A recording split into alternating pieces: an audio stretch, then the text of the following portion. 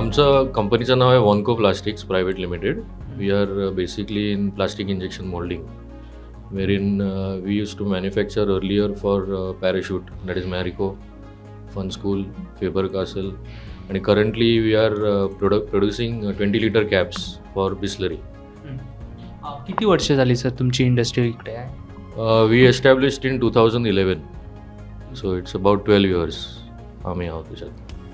12 वर्षाची जर्नी तुमची आहे. आधी पूर्वी इथे सिच्युएशन कशी होती आणि आता ही सिच्युएशन कशी आहे इंडस्ट्रीला? पूर्वी आम्ही जागा घेतली इथे 2010मध्ये. That time there were hardly any industries, only a few at the beginning, like Venus was there, Ambe metallic was there. Otherwise this whole area was empty. So we were one of the first people who established our industry over here.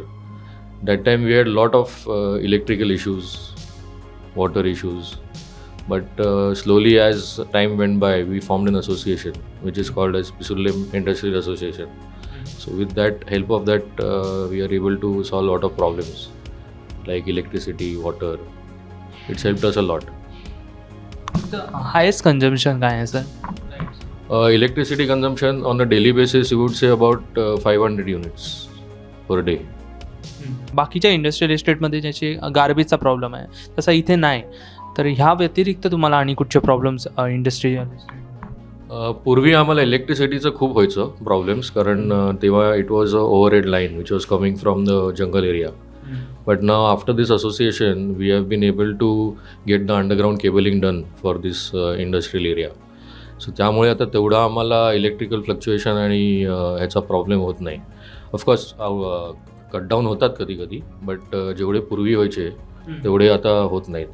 And apart from that we have also formed a WhatsApp group wherein we have the AE, the EE, JE, electricity डिपार्टमेंटचे, मग आम्ही आहोत काही, मी नितीन त्या ग्रुपवरती. So wherein we get updates from the department when they are going to take the cut downs, if there is any problem from the substation, all that is updated on that.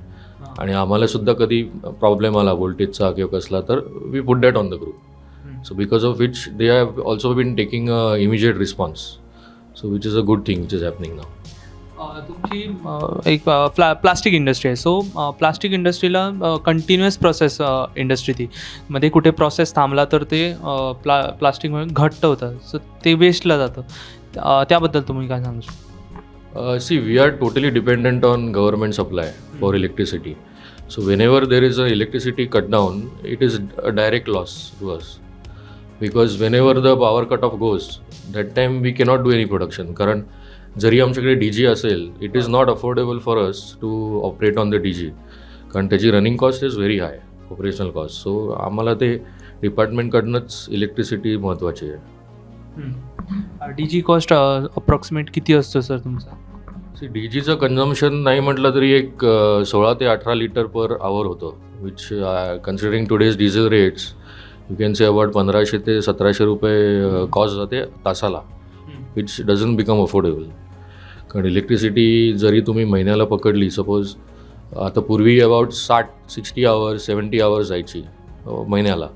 So if you consider that 1800 into 60, it goes in lakhs. So that is a direct loss to our industry. Industry कशी function करते तुमची, म्हणजे फुल first shift night shift असा प्रकार आहे का? Yes, we are working 24 hours. So इकडे आम्ही बघतो की स्ट्रीट लाईटचा इश्यू जरा प्रॉब्लेम आहे. सो तुम्ही त्याविषयी काय सांगू शकता?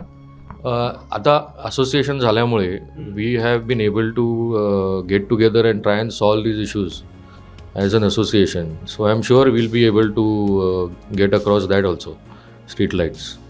फॉर एक्झाम्पल आता आम्ही as an association we have also propose to have one electricity department person who will ensure that he comes quickly and helps us solve the problems. Like fuse गेली असेल किंवा काय कटडाऊन झालं असेल तर लगेच तो येऊन सॉल्व करेल, असं आम्ही प्रपोजल दिलेलं आहे डिपार्टमेंटला. And I am sure department will cooperate with us. आणखी कुठचे प्रॉब्लेम सर तुम्हाला फेस करावे लागतात आताच्या काळात? दुसरा एक इश्यू आहे इज वॉटर सप्लाय.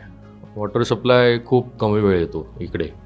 सो त्यासाठी सुद्धा आम्ही IDCला आणि तिथे जे डिपार्टमेंट आहे वॉटर सप्लायचं त्यांना आम्ही अप्रोच करून we are trying to get it done for 8 hours a day at least.